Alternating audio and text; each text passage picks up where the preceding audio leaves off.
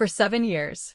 I'd loved Liam. When I was kidnapped, he refused to pay the ransom. All because his female assistant suggested he use the opportunity to teach me a lesson. I endured a hellish ordeal. When I finally learned to stay away from him, he came crying and begging for another chance. The day I walked barefoot into the city, I made the news. The adopted daughter of the wealthy Hayes family, kidnapped for months, had returned in tattered, filthy clothes, her feet covered in sores, looking like a stray dog.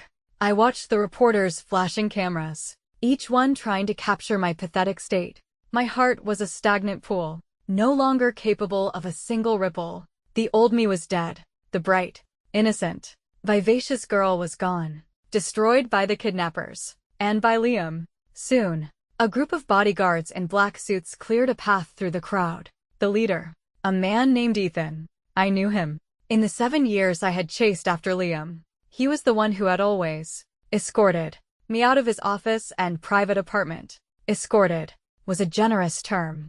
It was more like being dragged out, because of my relentless persistence. And because of Liam's utter disdain.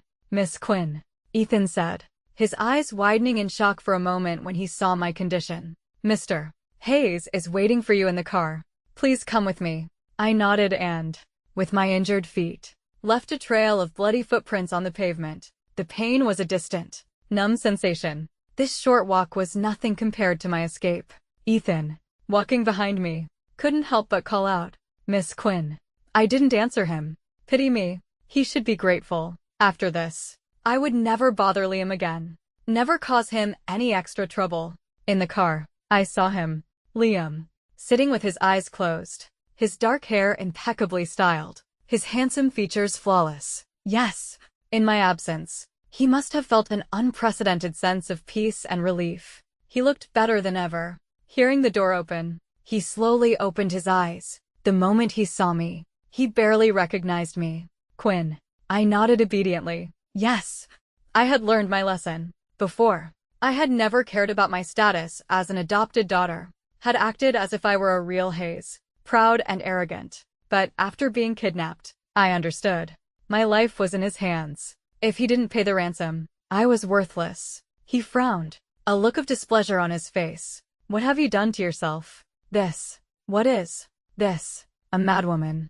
A beggar." I had escaped through dozens of miles of wilderness, day and night, not just from the kidnappers, but from the wild animals in the forest. I had drunk rainwater when I was thirsty, and had rummaged through trash cans by the highway when I was hungry. I think anyone would have gone mad in that situation. I knew what he meant. He was angry that I had appeared before the media in the state, that I would cause trouble for his company, or more accurately, for the Hayes family's company. "I'm sorry," I said. "Sorry for soiling your eyes." Hearing my answer, he paused for a moment. Then a small smile touched his lips. She was right. You really have learned your lesson. I didn't understand what he was talking about. When the car door closed and the engine started, he suddenly reached for me. I instinctively recoiled into a corner, but he stopped, his voice filled with disgust. "Quinn, you reek." Perhaps because of the enclosed space, he had finally noticed the foul odor clinging to me. A mixture of blood, sweat, and the stench of dirt and garbage. At his words, I immediately tried to get off the seat. The car swerved, and I fell to my knees in the aisle. I'm sorry. I won't get the seats dirty. I'll just kneel here." It hurt so much. My knees. The kidnappers had pricked them with thin steel needles. They had been angry that he wouldn't pay the ransom, that they had wasted their time, so they had taken it out on me. I couldn't get up, so I just knelt there in the small space. He was instantly furious. "What are you doing? Get back in your seat," he ordered me, but he didn't help me up. He found me too filthy. I had to obey.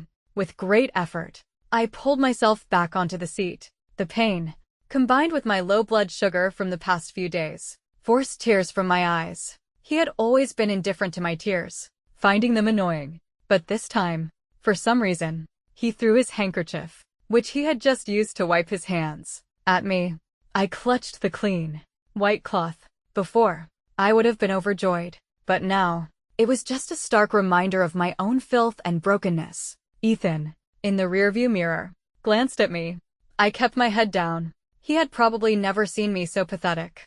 Back at the Hayes mansion, he ordered the maids to take me to the bathroom.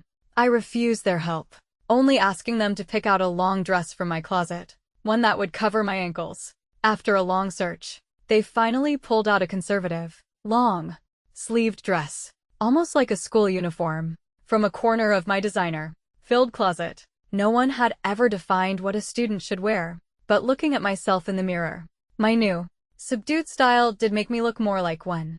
I remembered, before I was kidnapped, I had received an acceptance letter from a top design school abroad. But now, it had been 3 months since the start of the semester. Thank you. The maids were shocked. They never expected the young miss to thank them. But after this ordeal, I understood. I was no different from them. They were the Hayes family's employees, and I was their adopted daughter. When I came out, I saw him waiting for me at the top of the stairs. He was leaning against the railing, his gaze sweeping over me with a lazy indifference, followed by a sneer. Quinn, what kind of game are you playing now? Dressed like that. Plain. He thought this was another one of my childish attempts to get his attention. But I just wanted to hide my scars. I followed him to the dining room. It was silent. Only when he gestured for me to come forward did I see his parents at the table, their faces filled with worry. The moment his mother saw me, she rushed over, her steps unsteady, supported by a young woman. Mrs. Hayes. Don't worry, Miss Quinn is back, safe and sound. Miss Quinn. Mrs. Hayes has been so worried about you. Her hair has turned white. I knew this woman. She was his assistant. Her name was Ava. She had long, straight black hair and was dressed in a simple, high-necked sweater and jeans. A beautiful rose gold necklace around her neck. I'm safe and sound. In contrast, his mother's hair had turned white with worry. With just one sentence, she had turned me, the victim, into the unfilial daughter. His mother held me and cried. The woman comforted her. But I couldn't cry. I looked at him. His eyes seemed to say that I was a heartless person. Finally, his father spoke, his voice stern. Stop it. Let Quinn eat. His mother wiped her tears. My fault, my dear. You've suffered so much. You must not have eaten well. Come. I made your favorite fish soup. His mother pulled me to a seat between her and his father. He sat across from me, and Ava sat next to him, like a real family. I looked at the food in my bowl. It was so colorful, so fragrant. I had almost forgotten what real food looked like. I wanted to just grab it with my hands and shove it in my mouth. The closer I had gotten to the city, the stricter the sanitation had become. I couldn't find any more trash cans, which meant no more food. I had been starving for 3 days, eating only leaves. Under their watchful eyes, I forced myself to pick up my chopsticks and eat. Even so, I still saw the mocking look in her eyes. She ate in small, elegant bites, highlighting her own refinement. He saw it too, and his disgust for me grew. But at his mother's prompting, he had to put a piece of sweet and sour pork in my bowl. I had thought that even the most unappetizing food would be a feast to me now. But looking at the tempting piece of pork, knowing that it was from him, a wave of nausea washed over me. Dear, eat up. Liam knows you like sweet and sour, so he had the cook make an extra dish. Nonsense. He had no idea what I liked. In fact, I knew all of his favorites. For example, he loved rose gold. Seeing the hesitation in my hand, his father asked with concern, "What's wrong, dear? Did you and Liam have a fight on the way back?" "Don't worry. After dinner, I'll deal with him." "Dad," he cried out, probably feeling that it was embarrassing in front of her. I shook my head and, overcoming my physical revulsion, put the pork in my mouth. But the moment I swallowed, I threw it up. He stared at me, shocked. I immediately stood up and cowered in a corner. I'm sorry. I'll eat it. Please don't hit me." Everyone was stunned. His mother started to cry again and rushed to hug me. "Did those people hurt you, dear? Tell me, did they?"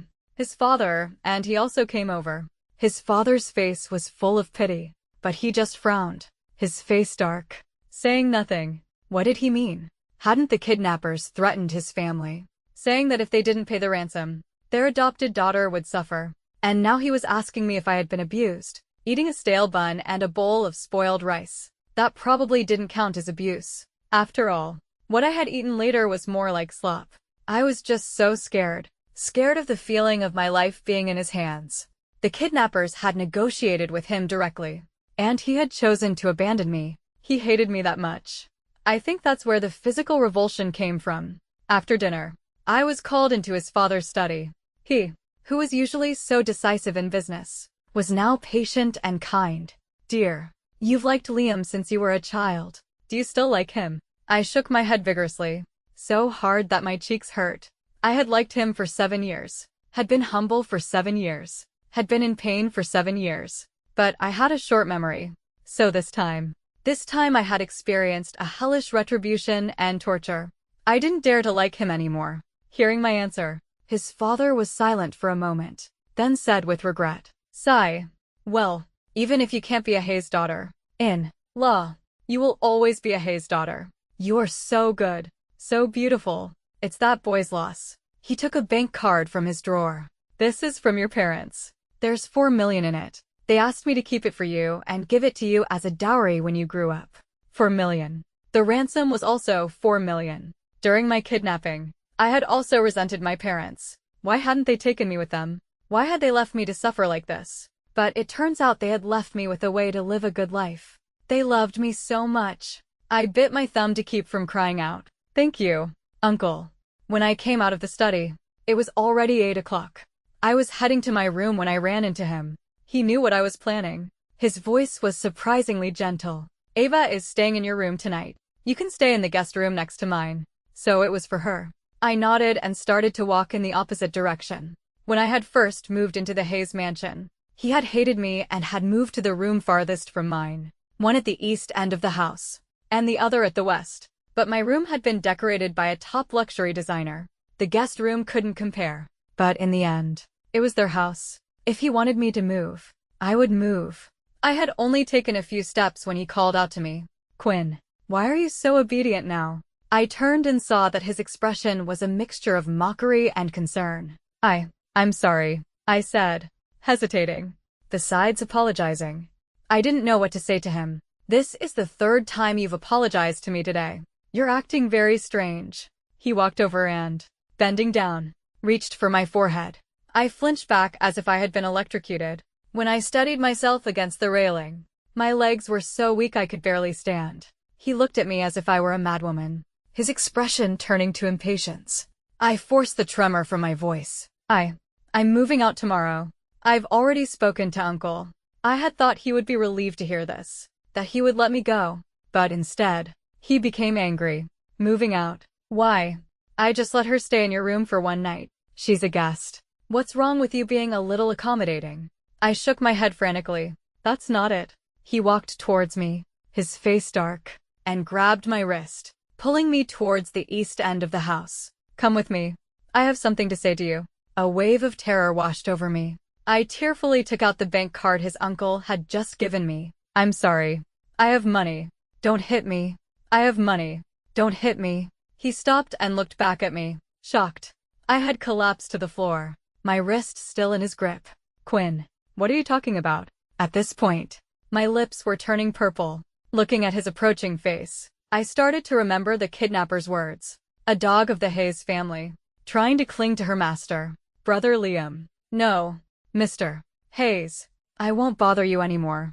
I don't dare." He finally realized that something was seriously wrong with my mental state. His movements became much gentler. He wrapped his arm around my waist and lifted me from the floor. The feeling of weightlessness made me instinctively wrap my arms around his neck. His stern expression finally softened a little. "Quinn, I'm not telling you not to bother me. It's just..." Before he could finish, the door to the hallway opened with a click. Ava peeked her head out of my room, the light from inside bright. She covered her mouth, feigning surprise. "Mr. Hayes. Miss Quinn." He was annoyed. "The room is yours. What else do you need?" she replied, with a hint of grievance. "There's a video conference with the U.S. branch. It requires your personal attendance. Mr. Hayes." He glanced at me in his arms and then reluctantly put me down. I was so stiff I couldn't speak. "Wait for me in my room." He left me with those words and walked towards her. The two of them went into the room and closed the door. The bright light in the hallway vanished. I felt a sense of relief, as if I had just survived a disaster. A cold sweat had soaked through my clothes. He wouldn't be back. I knew her tricks. Countless times. On my birthday. On my graduation. He had been called away by her just like this. Perhaps he really wanted to go. And really didn't want to come back. And I had to leave as soon as possible. To a place where I couldn't see him. I was afraid that if I had any more contact with him, I would have a complete mental breakdown. I sat on the bed in the guest room until 3 in the morning. Not a sound came from his room next door. In the meantime, I used the new phone his mother had bought for me to find a secure, furnished apartment for rent. As dawn was breaking, the house was silent. I tiptoed out, carrying my shoes. Outside, I saw someone leaning against his car, playing on his phone. I was startled, afraid it was him. The person heard me and looked up. I realized it was Ethan. I pretended not to see him and walked past, heading for the street to hail a cab. But he followed me. Miss Quinn. Mr. Hayes knows you. Please don't tell him. I tried to keep my voice steady. I was so close to escaping. Why did I have to run into him now? He was a little confused. Mr. Hayes will be worried. I shook my head and started to take off my clothes. He quickly stepped back and turned his head, his ears turning red. Miss Quinn, what are you doing? I was unconcerned. If I could live, what did shame matter? That was something he had already stripped away from me. He won't be worried about me. These scars. He's the one who had those kidnappers leave them on me. At this point, he looked at me. My jacket was off, revealing a white tank top underneath. My arms were covered in purple whip marks, blue bruises, and several scabbed over cuts. He was in disbelief. The horrific injuries were beyond his comprehension. I took advantage of his daze and quickly put my clothes back on, pleading, Ethan, please, let me go. Otherwise, I'll die. This was the first time I had ever called him by his name. Before, I had always called him Liam's dog, just as the kidnappers had called me. He was speechless for a long time. I quickly ran to the street to hail a cab. Suddenly, a large hand grabbed me. After a moment of judging where my injuries were, it quickly retracted. I was on the verge of tears. Please. He gritted his teeth, his voice firm. You won't be able to get a cab at this hour. I'll take you. I sat in his car, my feelings a complicated mess. He turned off the dash cam. Just in case. Just hang in there. We'll be there soon. He thought I was reluctant to be in his car. And he was right. But as long as I could escape him, this was a small price to pay. We arrived at the apartment complex I had arranged. I texted the agent that I wanted to move in immediately, for the sake of the commission. He was there early, with the contract and keys, a wide smile on his face. He, not feeling at ease, came up with me to see the apartment. It was a nicely furnished loft. Though it was small, it had everything I needed. 120 square meters. It's the biggest apartment in our complex. Whether you're living alone or with a boyfriend, it's more than enough. I looked at him. He was silent. His head bowed as he read through the contract.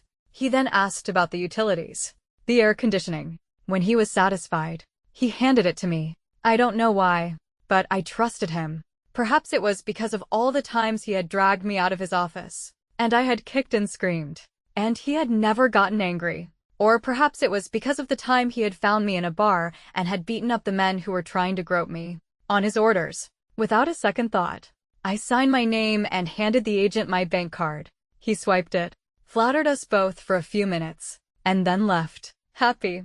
In the empty room, with just the two of us, he suddenly became a little awkward. Miss Quinn, I should be going back. I nodded, wanting to write him a check to thank him. That was my old habit. But then I realized my pockets were empty. Right. I had left with nothing. I had intended to take a few personal items, but my own room had been taken over, let alone a checkbook. Ethan, how can I thank you? He was a little surprised. No need. I didn't say anything more. Even if he needed my help in the future, I would not refuse. He left. He had to go back to work. Before he left, he said, get some rest. Of course. I was going to rest. In fact, a thought even crossed my mind. I can finally rest. Dozens of miles of road. I had slept in the rain shelters of farmers' fields, in the low branches of trees. Slept was an exaggeration. I had been on high alert the whole time, wary of the people who were after me, of the wild animals, Back at his house, I had been on edge the whole time, waiting for a chance to escape. So when I was sitting on the soft bed in the guest room, I had repeatedly pinched the soft flesh of my inner thigh, just to stay awake. I took off my shoes and went upstairs to the bedroom. The large bed had only a bare mattress. I hadn't had time to buy any furniture, but fortunately, the loft came with blackout curtains. I pulled them shut, collapsed onto the mattress, and fell into a deep sleep. I was woken up by a loud bang bang on the door, the sound echoing through the apartment, through the entire hallway. But I had slept for so long that I just sat up in bed, not moving, my limbs still not quite awake, until the lock on the door hit the floor with a thud. I snapped back to reality. Who? The kidnappers. Or him? I quickly looked for something to defend myself with, but the room was bare, so I got up and went downstairs. In my panic, I missed a step and fell. Quinn. A clear voice rang out. I looked up and saw him, holding a shopping bag, standing outside my door, panting, his expression tense. He rushed over and helped me up. Are you okay? I was still in a daze, not knowing what was going on. Outside the door, a locksmith was putting a new lock on the door, then packing up his tools. Oh, young lady, your boyfriend was knocking for 2 hours, and you didn't even open the door. He was so worried. I held my head, still a little groggy. In my sleep, I really hadn't heard anything. The locksmith continued.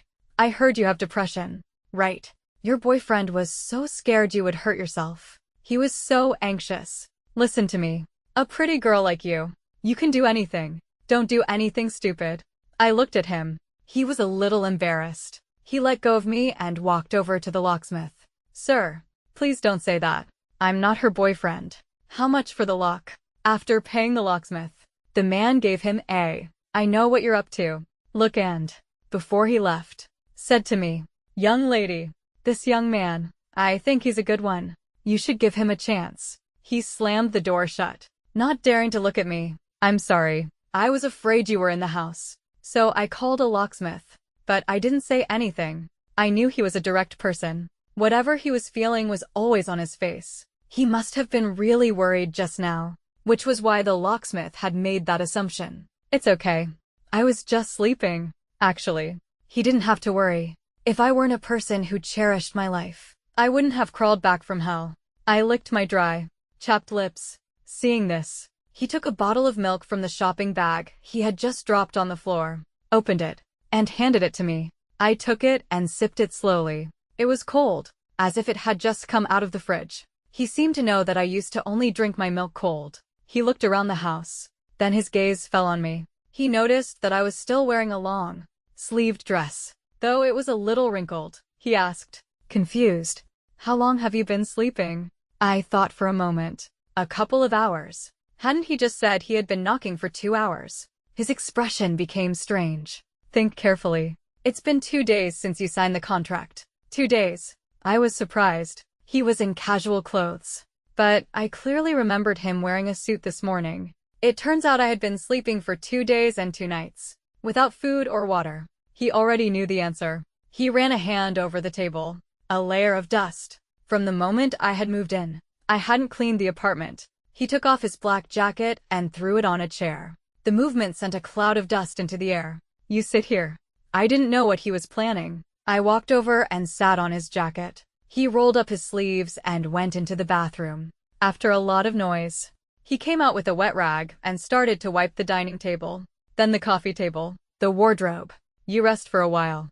After I'm done cleaning, I'll take you to dinner. Take me to dinner. I was surprised. And him, doing housework. He was his bodyguard, a man who spoke with his fists.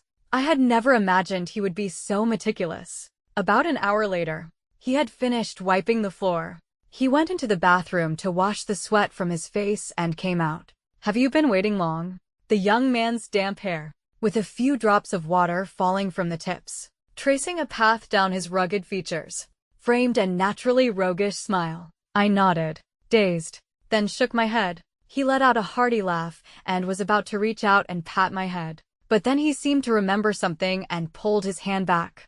Let's go. I stood up. He picked up his jacket. Do you like Hangzhou cuisine? Sweet things. I heard the young ladies all say it's good. The Young ladies. They must have been his employees. He sometimes had to deal with them. Had he actually gone out of his way to ask for restaurant recommendations? Hearing him say this, I was starting to feel hungry. After all, I had been sleeping for 2 days and 2 nights, and that day at his house, I hadn't eaten much and had thrown it up. But just as I took a couple of steps, a sharp pain shot through my stomach.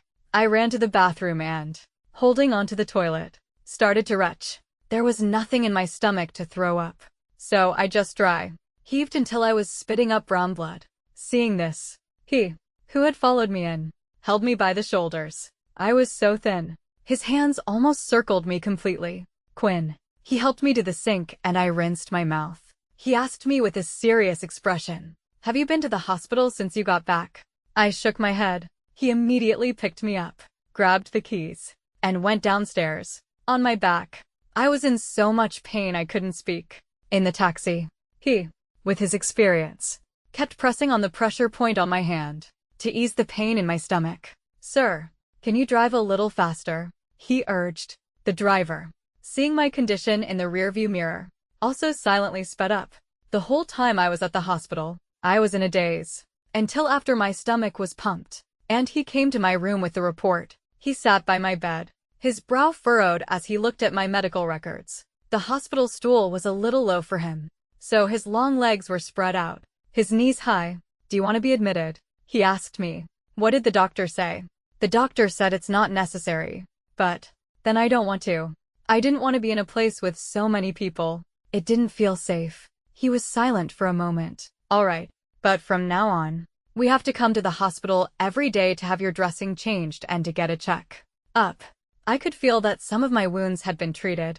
"And for now, you can only have porridge and other liquid foods." Even without him saying it, I could have guessed. 3 months of eating stale buns and spoiled rice. And starving. My stomach must have been ruined. "Ethan. But I'm so hungry right now." His eyes were full of pity. He had found out from the doctor that I had probably eaten something that had remained in my stomach, undigested, and that was why my stomach had to be pumped. He gently placed his hand on my forehead, as if to comfort me, and promised, "I'll make the porridge delicious. Trust me." Okay. And he did. He was an excellent cook. Even the simplest porridge, he could make it taste amazing. Thanks to him, my health improved a lot. And just as I was reaching for my 3rd bowl of cashew porridge for lunch today, he stopped me. His eyes crinkled into a smile. "Just a moment to get some juice." And the little glutton is already at it again. Seeing that my plan had failed, I dejectedly put my bowl in the sink. He put down the fruit he was cutting and came over. "I'll do the dishes. You go watch TV on the sofa." I nodded, not in the mood. He suddenly grabbed me and pulled me back, trapping me between the sink and his body. "You're ignoring me because I won't let you have any more porridge." I didn't speak, just pouted and looked away. He laughed. "The doctor said you can start eating solid food tomorrow. I'll take you for that Hangzhou cuisine." My eyes lit up. "Really? Really?" His expression was doting. He let me go, patted me on the back, and sent me to the sofa. He then went back to the kitchen. I sat on the sofa and started to play with the bank card my parents had left me. Besides the money, which was a lifeline, it was also a memento. I suddenly felt that I was a blessed child. Their love had never left me. Even before their accident, they had been planning for my future. He was like a gift from them. I put the bank card away. Since it was a dowry, I had to keep it safe. The TV was on the news. After a short musical interlude, a glaring headline suddenly appeared. "Heiress of Hayes Group, kidnapped, returns barefoot to city, disheveled and deranged, a shadow of her former self." I slammed the TV off, my breathing ragged. I told myself, it's all in the past. I will never see those people again. I will never see him again. After a long time, my heart finally returned to a normal rhythm. Just then, the doorbell rang. I guessed it was another package he had ordered. After all, since I had moved in, the entire loft had been decorated and furnished by him. Without a second thought, I got up to open the door. But outside, I saw the person I least wanted to see. Ava, holding a few bags of fruit, smiled brightly when she saw me. "Miss Quinn, I heard you were in the hospital recently. I came to visit you." I asked her coldly, "How did you know?" She thought for a moment and then, with an innocent expression. Of course, Mr. Hayes told me. Thump, thump, thump. My heart was pounding like a drum. How did he know?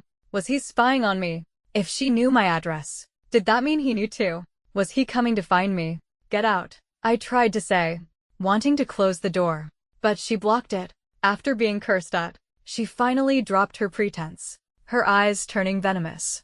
Quinn, Mr. Hayes already knows your address. You'd better move out. Stop clinging to him. I'm not. She sneered. You're not. The beatings from those kidnappers must have hurt, right? I heard they used sticks, whips, and even the curling iron you had in your bag. It must have been so painful when they burned your skin. And the stale food they gave you. Even a dog wouldn't eat it. But you did. My pupils contracted, and I almost collapsed. The things I wanted to forget the most. She was tearing off the scabs. You. How did you know? Her expression was triumphant. I was the one who suggested he delay the ransom payment. To teach you a lesson. You were such a spoiled, arrogant brat, always clinging to him. So, I hinted to the kidnappers that the more you were beaten, the faster the money would come. I almost collapsed. Why? Why would she do that? And why would he do that? The last bit of my sanity snapped. I grabbed her like a madwoman. I bit her, wanting to drag her down the stairs with me, to die together. He, in the house, heard the commotion and ran to the door.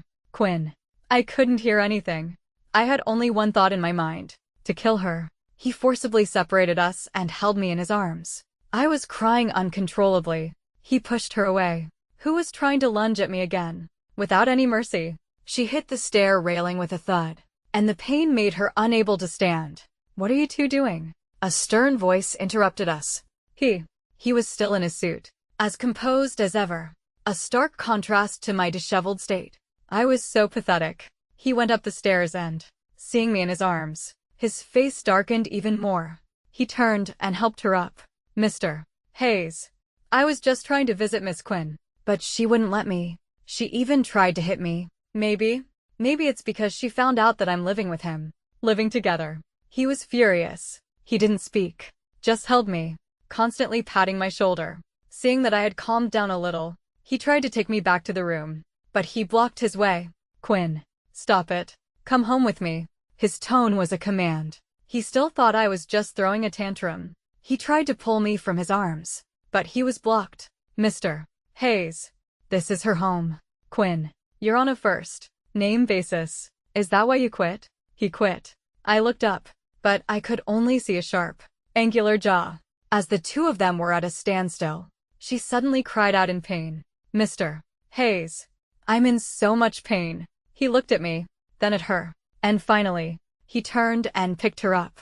Before he left, he said, Quinn, I'm giving you one last chance. If you don't come home this time, you'll never have to. I was so scared I was trembling. He whispered in my ear, don't be afraid. I'm here. After she had caused such a scene, I decided to move. My original intention was to have him never find me again. But all my movements, they were still under his watch. He was all for it.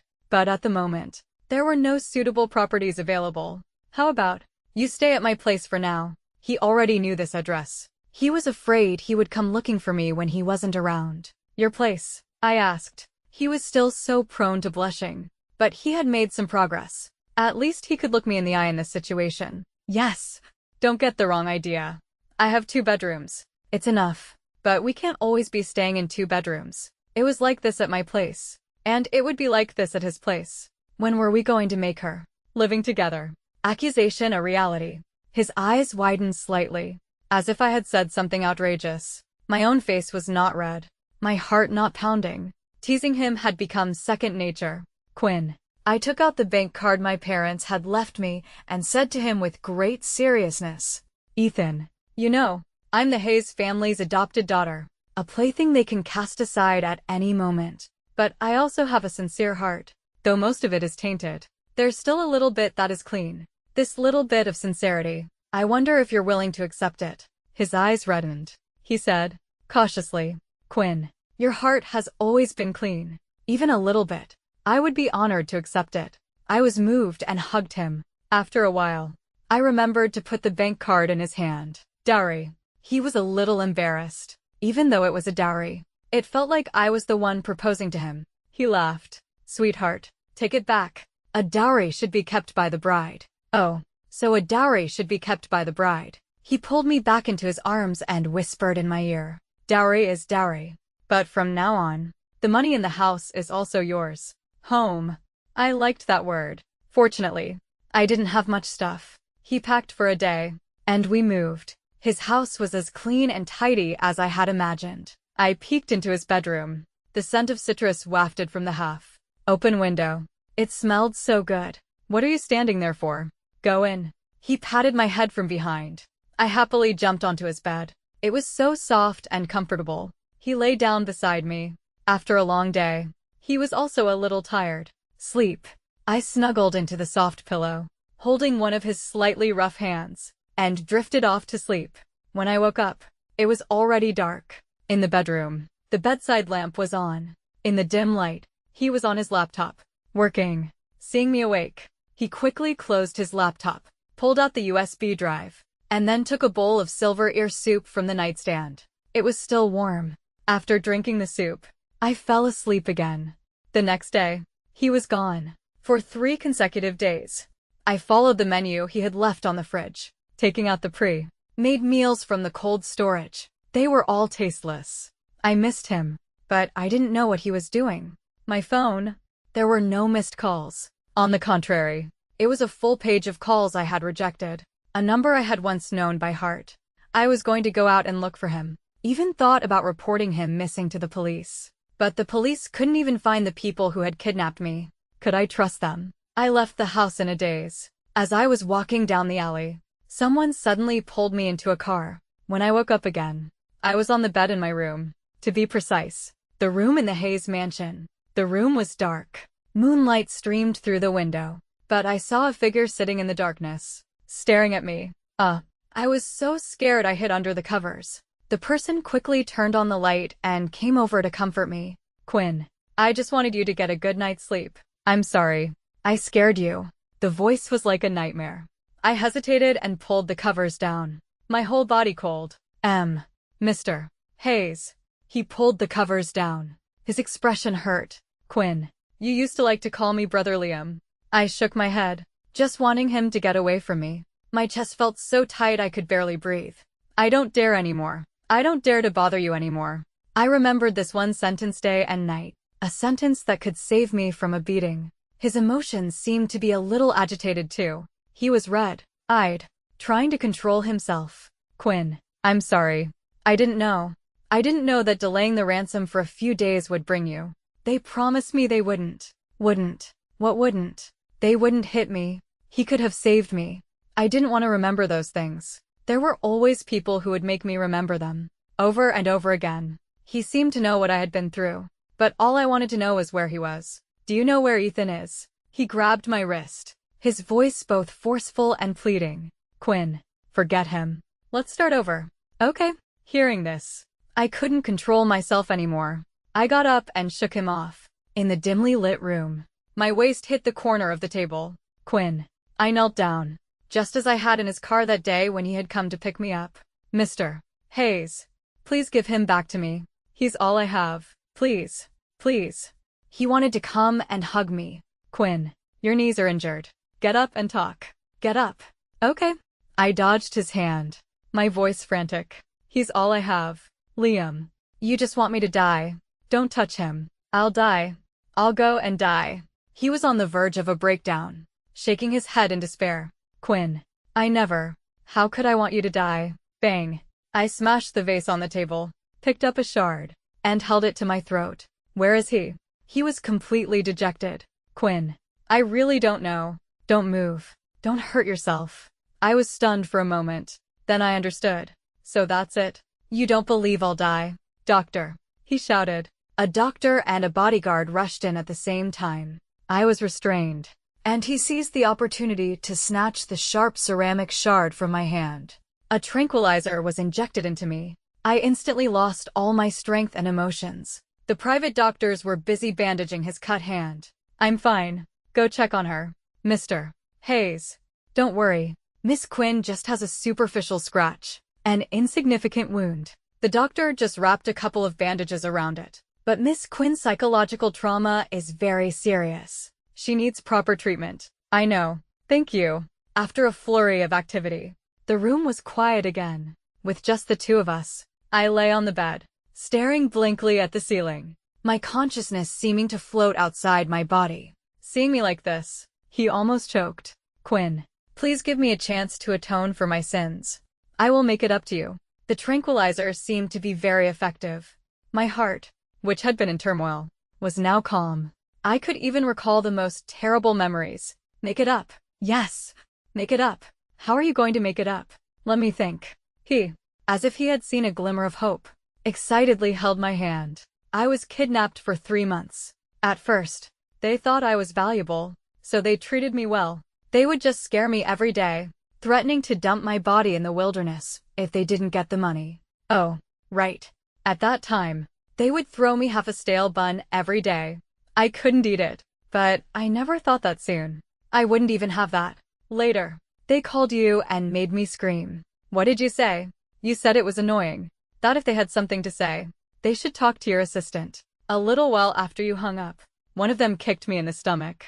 I fell to the ground with the chair. Gradually, they became more and more reckless. They realized that even if they hit a rich young miss like me, nothing would happen. After all, no one cared. So they would beat me every day, taking out their frustrations on me. I saw his body start to tremble. Can't handle this. Then what about what comes next? And later, when they couldn't get the money, they lost their patience. Whips, steel needles, clubs, and even the curling iron I had in my bag that day. They would plug it in and burn my skin. I could smell my own flesh burning. With every word, he became more and more distraught. He could hardly look at me, but he was also afraid I would disappear if he looked away. He was torn and in agony. But I didn't care. Why should I? Quinn, why didn't you wait for me to come and get you? Tell me, and I will kill them. I tilted my head and said, with a fake smile, the ransom was never paid. They said they were going to kill me. Do you know, in that moment, I actually thought, finally, I can be free. I could even see my parents' faces. They were waiting for me on the other side, but they told me to live a good life. I don't know where I got the strength, but I escaped. It was a forest, then a field, and then a highway. I slept in rain shelters, in trees, ate leaves, drank rainwater. If I was lucky, I would find a trash can, and I would eat the same things those people used to give me. Spoiled food. And just like that, I walked for days and nights, dozens of miles. Back to you. And you said to me, so dirty, haha. He could no longer support himself and knelt on the floor. His eyes were terrifyingly red. He looked at me, completely hopeless. Quinn, I'm sorry. I didn't know. I didn't know about the ransom. I didn't know you came back like that. Liam, can you and Ava experience what I've been through? You can't make it up to me, but I forgive you. Really? He asked, in disbelief, his trembling hand grabbing mine. Really? As long as you give him back to me. That night, he stood by my bed for a long time. His eye sockets were sunken, and he looked as if he had been through a great deal. He still said he didn't know where he was. I didn't want to talk to him anymore, until his phone rang. He tucked me in and left, his figure desolate. I stayed at his house, unable to leave. A psychologist would come to my room every day for treatment. She was a beautiful woman. She never pressed me about my past, just told me interesting stories every day. Later, I started to trust her and opened up to her, asking her if she had a lover. She said yes and showed me the diamond ring on her hand, happily telling me that they were about to get married. I congratulated her and told her about him. She was very encouraging. That night, I sat by the bed, staring at the moon for a long time. I subconsciously wanted to see if he had contacted me, and then I remembered my phone had been confiscated, so I could only look at the moon. Looking and looking. I opened the window and jumped. The smell of disinfectant in the hospital was nauseating. I woke up with a splitting headache, feeling as if all my bones were broken. The argument outside the room grew louder and louder, gradually reaching my ears. No wonder she wasn't close to us when she came back. She must have thought we abandoned her. Liam, how could I have raised such a monster? How am I supposed to face her aunt and uncle? Dad, Mom? I didn't expect this either. I just wanted her to be a little more obedient. Smack. A crisp slap. Then, a few muffled grunts. I thought it was his uncle hitting him again. But then I heard his aunt scream, "Ethan, Ethan." I wanted to get out of bed, but I fell to the floor. Oh, right. My leg was broken. My room was only on the second floor. A jump like that wouldn't kill me. Hearing the noise, he burst in from outside. He was covered in dust, his chin unshaven, as if he hadn't shaved in days. "Ethan." I threw a piece of fruit from the bedside table at him. He was hit, but his expression was tense and worried. He rushed over and picked me up, putting me back on the bed. His mother called for a doctor. The doctor gave me a cursory examination. The patient should not get out of bed for the next 2 weeks. Her knee has an irreversible injury. Any more reckless movements, and she might lose her leg. It was clear the doctor was a little angry. He quickly apologized, saying I would never do it again. The doctor gave the people who were surrounding me a strange look and said to me, "If you need help or legal aid, just let me know." With that, he left to do his rounds. Right. With injuries like mine, it was hard not to have some suspicions. He came up and hugged me, smelling of dust. I pushed him away. His mother came up and hugged me. This time, I didn't dare to push. "My dear, you've suffered so much. It's all my fault. I failed to raise my son properly." I comforted her. "It's okay, Auntie. It's all in the past." He stood silently in a corner of the room, full of guilt. He probably never expected me to jump out of a window. "Get over here. Kneel before her," his father ordered. He obediently walked over. I looked at him for help. He pulled him up. "She can't bear it." "Yes, Uncle. I've been raised by the Hayes family for so long. This time, just consider it my repayment to the family." His mother, hearing this, cried even harder. "Dear, are you trying to cut ties with us?" I shook my head. I wasn't cutting ties with them, just with him. "Uncle, Auntie, I was foolish before.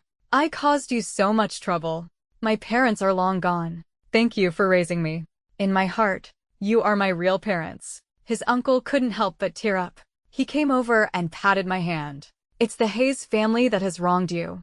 After a long talk, his parents left, saying they would come back tomorrow to see me. He stood outside the door, not willing to leave. "Quinn, we're really over, aren't we?" Hearing this, he wanted to go and hit him again, but I held him back. "Yes, 7 years is a long time, Liam. A person only has so many 7 years." After I was discharged, he took me to the police station. With his help, all the people who had kidnapped me were arrested. "Hey, I heard Captain Ethan retired and became a bodyguard for some rich family. Why is he back in action now?" "Shoo, you haven't heard. Captain Ethan was taken in by a rich young miss, but then the young miss was kidnapped. Of course, he had to come out of retirement to save her." I, the subject of the gossip, was sitting in the hallway, eating the green bean cake he had bought for me, and listening to my own story. "Little miss, why are you sitting here all by yourself? Where are your family?" I pointed to the room inside. He came out with a dark face. The 2 police officers stood at attention and saluted. "Captain Ethan, you too. Stop spreading rumors." He pulled me up from the chair. The police officer's eyes widened, watching as the little miss became their sister in law. "Why not? I think it's a good story." The police officers. His participation in this case, after his retirement, was considered a heroic act by a citizen. After giving his statement, he was even given a commendation. He was a little embarrassed. After all, he had had his own selfish reasons. What's there to be embarrassed about? "You did such a thing. You're going to be in our family's history." He held an umbrella for me. We bought some groceries and walked home. "Your family has a history." "Of course." "All right then. You have to write this down. Or maybe I should just go and burn some incense for your aunt and uncle tonight. Writing a letter is too slow." After he came back, he comforted me for a long time. When I found out that he had been on a sudden mission and hadn't had time to wake me up, and had just left, I was still scared. He said that fortunately, there was a week's worth of food in the fridge, and after a week, he would have been back. But he never expected me to go out and look for him, and to be caught by him. That night, before dinner, I was curled up on the sofa, holding my ID card in one hand and my phone in the other. In the kitchen, he was chopping vegetables and talking to me in a loud voice. Ava has been arrested. The court has already filed a lawsuit against her. Liam is a suspect in an intentional homicide. He'll probably be called in for questioning. I'll write him a letter of understanding. At some point, the sound of chopping in the kitchen stopped. He came and stood behind me, suddenly hugging me. So you're writing him a letter of understanding. How about you show some understanding for me? I glared at him. He quickly apologized. I checked the almanac. Tomorrow is a good day. He found my missing slippers from the bedroom and brought them to me. A good day to get married. I kicked him. What are you? ING about. Tomorrow. Bring your ID. And we're going to the Civil Affairs Bureau. He suddenly stood up straight, as happy as a puppy. He hugged me and rubbed against me. I knew it. You're the best to me. The day we got our marriage license, I made a point of telling his parents. That night, I took him and the letter of understanding to his parents' house for dinner. Now, I could only eat a little solid food. And he, feeling that he was now my rightful husband, was even stricter with me. His mother held my hand and asked with a smile, "Dear, when do you want to have the wedding? Let me know in advance, so I can prepare." His father took out a pair of jade pendants. They were clearly very valuable. "Your aunt had these made for you on your 18th birthday. She's been waiting for this day." I took them and thanked him. He was not there the whole time. When we were leaving, I suddenly felt like someone was watching me. I turned my head, but there was no one there. "What's wrong?" he asked me.